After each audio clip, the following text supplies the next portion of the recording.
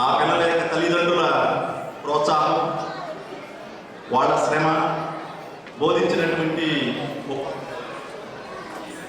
ఉపాధ్యాయులు, వాలంటీర్సు, వాళ్ళందరి శ్రమ ఫలితమే ఈరోజు ఆడిటోరియంలో ఇక్కడ ఎంతమంది పిల్లలు, ఎంతమంది పెద్దలు అని కారణం మీ అందరి శ్రమే. ఈరోజు ఎంత శ్రమపడి, దాదాపు సంవత్సరం రోజుల పాటు పడినటువంటి శ్రమని ఈరోజు మనం ఉత్సాహపూరిత వాతావరణంలో సెలబ్రేట్ చేసుకుంటున్నందుకు అందరూ కూడా సహకరించండి దయచేసి. అందరూ కూర్చుంటే ఇంకొక 5 సెకండ్లలో మన కార్యక్రమం ప్రారంభమవుతుంది. దయచేసి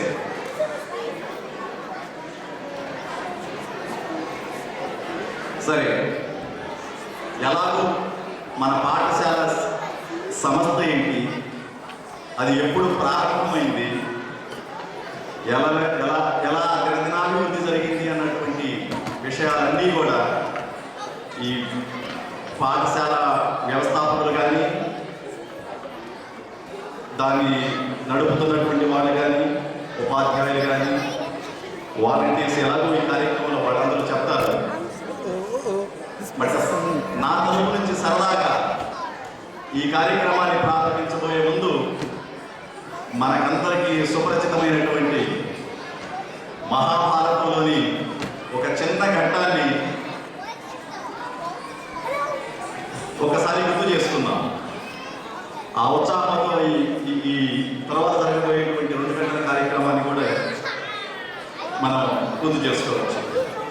మీకు అందరికీ తెలిసిందే మహాభారతం అంటే కౌరవులు, పాండవులు, అందులో కర్ణుడి గురించి ప్రత్యేకమైనటువంటి విశిష్టత, కుంతీదేవి అంతా.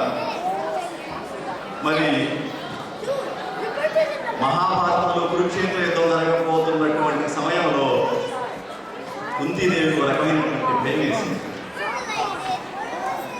యుద్ధంలో కర్ణుడి చేతిలో పాండవులు ఓడిపోతారేమో, వధించబడతారేమో అన్నటువంటి ఒక రకమైనటువంటి ఆందోళన కుంతీదేవికి వచ్చింది. ఆ భయంతో కుంతీదేవి కర్ణుడి దగ్గరికి వస్తుంది. కర్ణుడి దగ్గర నుంచి దాదాపు ప్రాధేయపడుతుంది, వధించకు పాండవుని. అప్పుడు దానికి జవాబుగా కర్ణుడు తన తల్లి అయినటువంటి కుంతీదేవితో తన మనసులో ఉన్నటువంటి ఆవేదనని పంచుకున్నటువంటి సన్నివేశం.